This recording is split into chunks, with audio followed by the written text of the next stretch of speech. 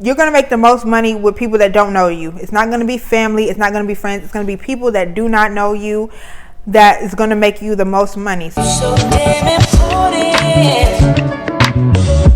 Everything you do shows me you know. Hey guys, and welcome back to my channel. My name is Jhazel, and this is my channel. And today I'm starting a new series on my channel called Build a Business Wednesday, BBW. And today we're going to be talking about, this series is going to have everything it takes to build a business, from your brand mission, values, your brand colors, to building a Shopify website, to making email marketing, to just everything, social media platforms, filing your LLC, doing your taxes, everything you can think about with building a brand and building a business, I'm going to incorporate into this series. And I'm also going to give a chance for other people to ask their questions so that people can get the help that they need, because there's so much information and sometimes we don't have the time to go out and look for it all. So this is going to be the series where you can come and ask any questions and find the answers to your questions. So yeah, it's called Build a Business Wednesday, and today we are starting off this series with brand development, and I'm going to give you things to think about when you're talking about building a business and building ultimately a brand. So the first thing you want to start off with is what type of business do you want? What type of brand do you want? For me, I have natural hair, so when I built my business, I wanted it to kind of follow in that niche. So I had already had my personal Instagram, and I was doing my natural hair on there, teaching people how to do wash and goes, twist outs, things of that sort. So when it came time to build a brand and to build a business, I wanted something where I can tie into my content that I'm already making, and it'll be an easy sell. So that's when I came out with satin bonnets. You get what I'm saying? So what is your brand? What do you like to do? What do you find that's already comfortable to you, and then think about how can you make money doing that. Okay, so like really dig deep into your purpose, your passions. Do you like to teach? Well, what do you want to teach people about? What are you good at? You know, you like makeup, so lip gloss, eyeshadows. You get what I'm saying? You like clothes, so are you reselling thrift finds? Are you making clothes? Are things of that sort? You really want to just think about what are you already passionate about? What do you already love? And then you want to figure out how can I turn that into a profitable business, because that's all about profits. How can you make it into a profitable business? So those are things you really want to think about. It's just really about finding out who you are. For me, it was just like, oh my God, I love my natural hair. That's something I enjoy doing, and I want to build my brand about that. And so that's how bonnets came. So really just dig deep into like what you already like to do, and then think about what type of business you can create from that. So the next thing you want to think about is viability of your brand. So you have the business you want, but you really need to think about also, it's like, is this a viable business? Will people want to buy from that? Now, I would say that I want you to remember this. You're going to make the most money with people that don't know you. It's not going to be family. It's not going to be friends. It's going to be people that do not know you that is going to make you the most money. So always remember that. So when you're thinking about things like this, like who's going to support me, my target customers, things of that viability when it comes to your brand, you want to think about not the people that you already surround yourself around, but people that, strangers, people that your ideal customer, things of that sort. So how many people have a lip gloss brand, and how many people what's going to set your business aside from all of those, from the previous competition? Is it going to be the way your brand does customer service? Is it the packaging? Is it the experience? Is it the content? Is it the education? What's going to set your brand differently from your competition that's going to make me say I want to shop with you versus I want to shop with this person? So that's very important to think about. Then when it comes to the viability, how many people are already in the market, and what's going to set you aside from those people, and what's going to make you different, and how viable is their business? Are they succeeding? Are they having a hard time making sales? Is there a lot of comments on their Instagram? Is there a lot of engagement? Do people like genuinely love their products? Is there a lot of reviews? These are things that you really want to think about when you're thinking about the viability of your brand. Now, no matter what, there's no one like you. There's no one's going to build a business like you. There's no one's going to have an eye like you. So it doesn't matter if you feel like this is what you're called to do, if this is what you're supposed to be doing, then it doesn't matter really the viability, because whatever you set your mind to, you're going to make it happen. You get what I'm saying? If you love what you're doing, you're going to want to put your best foot forward out there, and people are just genuinely going to love that. So you can try to gauge the viability of your business however much you want to, but at the end of the day, if this is something you genuinely love doing, if this is something you genuinely want, then no one's going to be able to stop that. So I just want to say that because it is important. So yeah, the next thing I want to say is, what is your brand's mission and its values? Okay, so I have a good thing to help you determine that. So your brand mission is basically like when people, my brand is catered around helping women learn about and educate themselves about their natural hair to feel more comfortable doing their hair, because a lot of times when black women do their natural hair or black men do their natural hair, they get very frustrated and overwhelmed because they genuinely just don't know where to start. So my brand takes, hey, how this is how we're going to educate you on taking care of your hair to get the best results so that you feel more comfortable wearing your hair out. You get what I'm saying? That's our mission. Our mission is to educate and influence black women when it comes to their natural hair to feel more comfortable styling and taking care of their natural hair. So we offer tips, tricks, good quality products. A good way to figure out what your brand mission is, or to help you gauge yourself in figuring out values, words, things like that. Because when it comes to your values, you want to have like 3 words, like customer service, quality, and something else, you know, things like that. The fashion business manual, the fashion business manual. I got this book because someone recommended it about building a business. Now, you know, it does say fashion, and a lot of the stuff in here is about fashion, but they start off the book talking about how to build a brand and how to figure out things about like the branding direction. Like you see, like they show you how to build a brand story, brand values, visual identity, your selling point, your target customers, things of that sort. They help you figure it out, how to determine your competition. And you see, I have a lot of tabs up here because it was so much information in here that's very helpful. This book is really worth the money. It's really a good buy. It was really helpful to me. This was the page about brand values, and on here they have all of the different brand value words that you can have, like adventurous, affordable, amazing, anonymity, approachable, athletic, balanced, beautiful, bespoke, bold. Like they have all these things. Like Under Armour's brand values is sustainable, innovative, and reliable. You get what I'm saying? Things like that. Nike is innovative, sustainable, and performance. You know what I'm saying? So they have all these, you know, if you can see that, all these things. So when you think about your brand, what are the 3 words that you want people to think of that they can hold you accountable to? We're always going to get quality service, you're approachable, and craftsmanship. You can see quality, innovative, and reliable. Things like that. You want to think about what values does your brand hold. So that's very important. And like, what is your mission? But behind that value is a mission. Everybody loves a good story. You get what I'm saying? So how do you want to tell your story about your brand that makes people fall in love with your brand?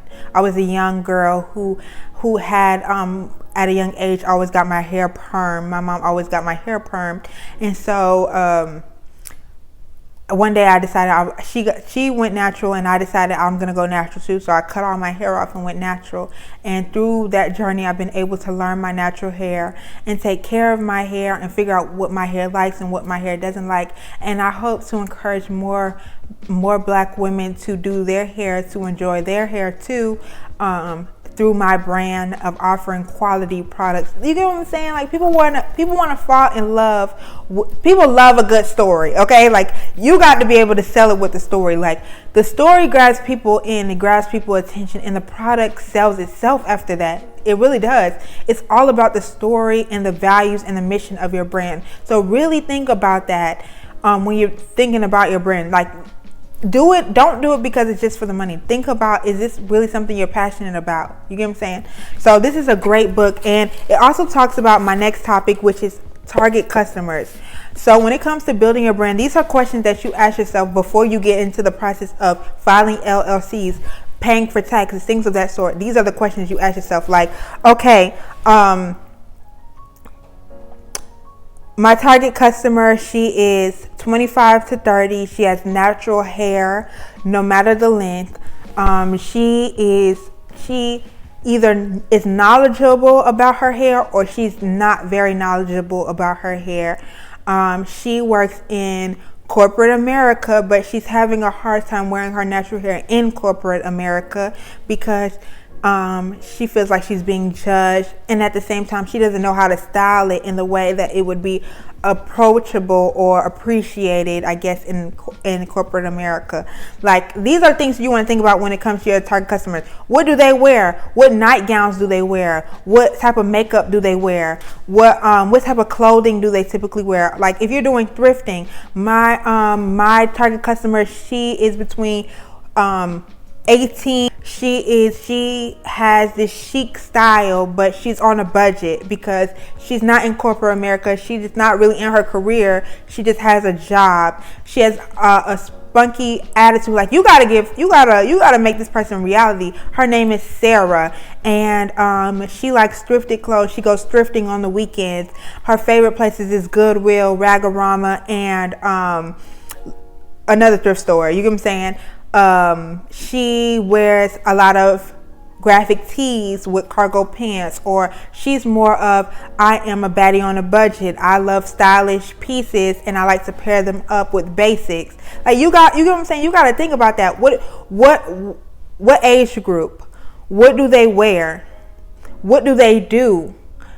How can your product help them? Like, with my bonnets, I was like, okay, the people that I sell to, they like to go to bed stylish. They like a cute bonnet with their partner. You get what I'm saying? Like, things like that you want to think of. So this book helps you figure out your target customer. You get what I'm saying? This is some of the stuff they talk about. Your demographic, the gender, the age, the ethnicity, the religion, even if you're doing clothing, the marital status. Are they single? So they like to wear a lot more revealing. Are they married? Do they do a lot of date nights? What stage are they in? Do they live with their parents? Do they live on their own?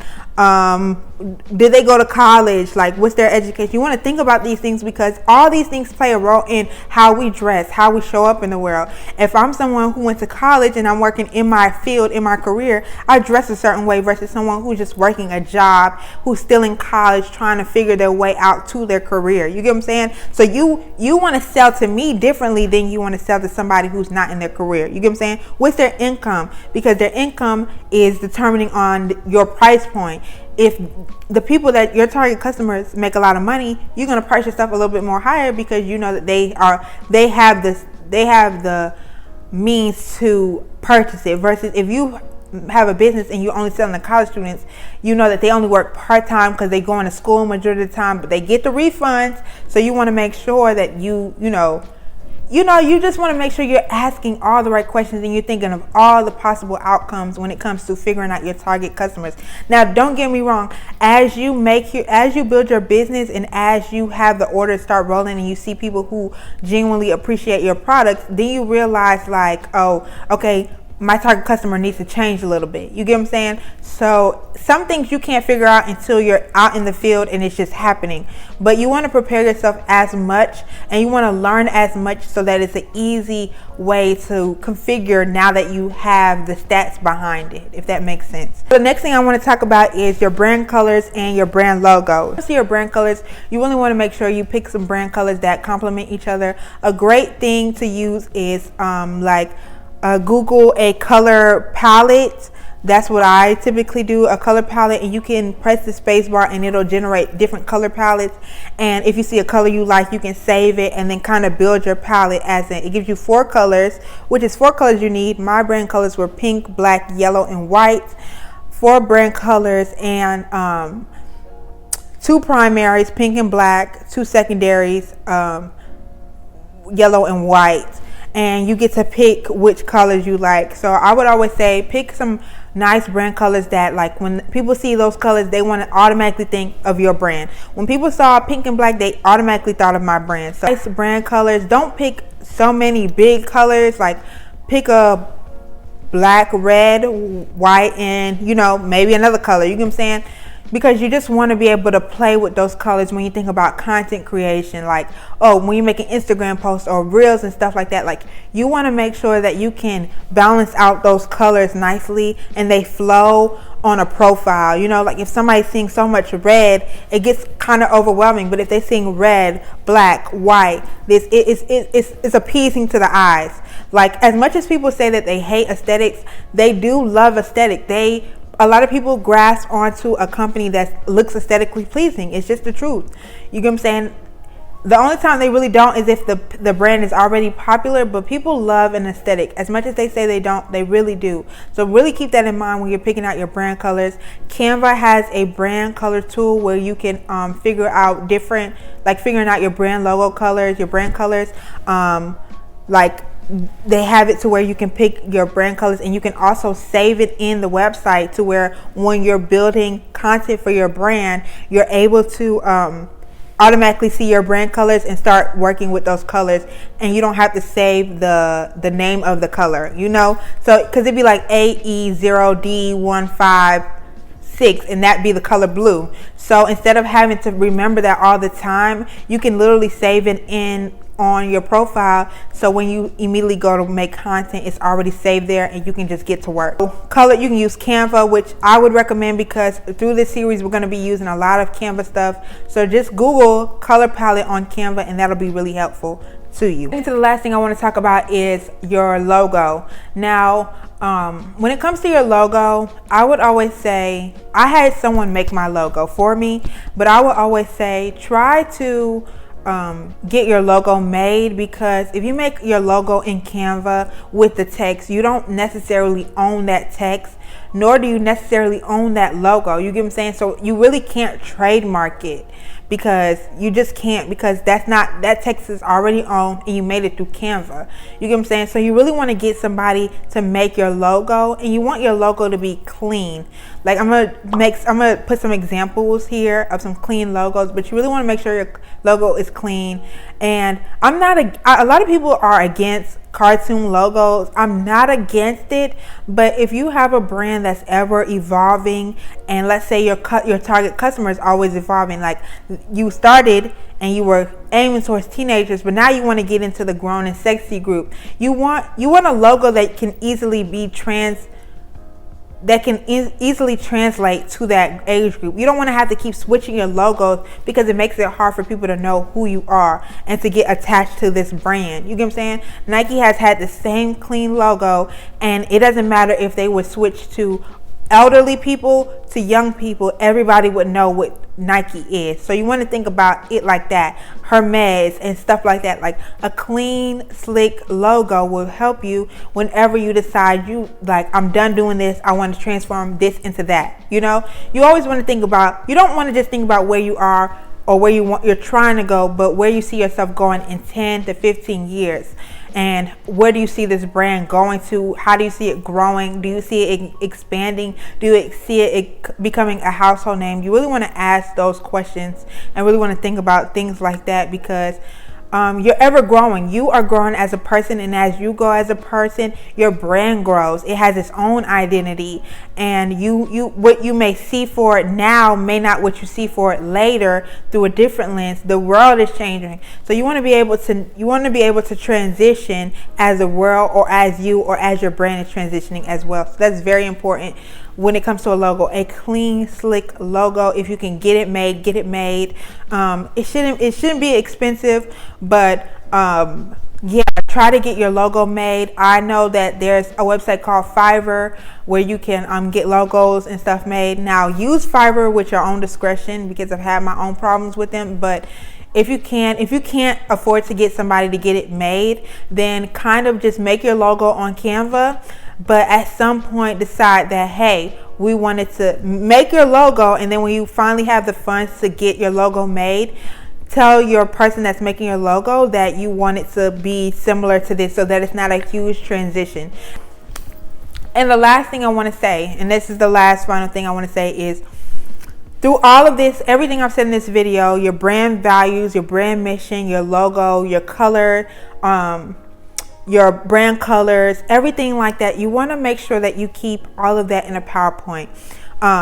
like in some type of PowerPoint, because you want to be able to know this stuff from the bat. So like I'm gonna insert my my PowerPoint from my own business, but basically what I did was I wrote a PowerPoint of my business. It started with the brand mission, the brand values, my color palette screenshot, my logo, the items I'm gonna say, like different things like that. You want to keep it like this so you can always refer back to it when you're making decisions. In this series, we're really going to get deep into it. I hope that, you know, the questions that I've asked you and the questions that the topics that I've talked about, hopefully they inspire you and help you along building your brand and get the ball rolling on what type of business you want and how to really formulate your business and start seeing it as a brand, because that's what it is. Not just a business, it's a brand, and you want to move like it's an umbrella. It's a Fortune 500. You want to move like your business is like that. So it's very important. Episode, we're going to be talking about target customers, really deep, digging down into your target customers more so. Like I'm really going to be talking about that. And then after that, we're going to go into inventory and budgeting. So I'm telling you, like, it's going to be a lot of knowledge on here. It's going to be a lot of helpful tips and stuff like that. So yeah, I hope you guys enjoyed this video. Make sure you like, comment, and subscribe. Leave all your questions down below. Anything you want to ask me or anything you hope that we talk about in the series, make sure you leave it down below, and I would greatly appreciate it. Bye.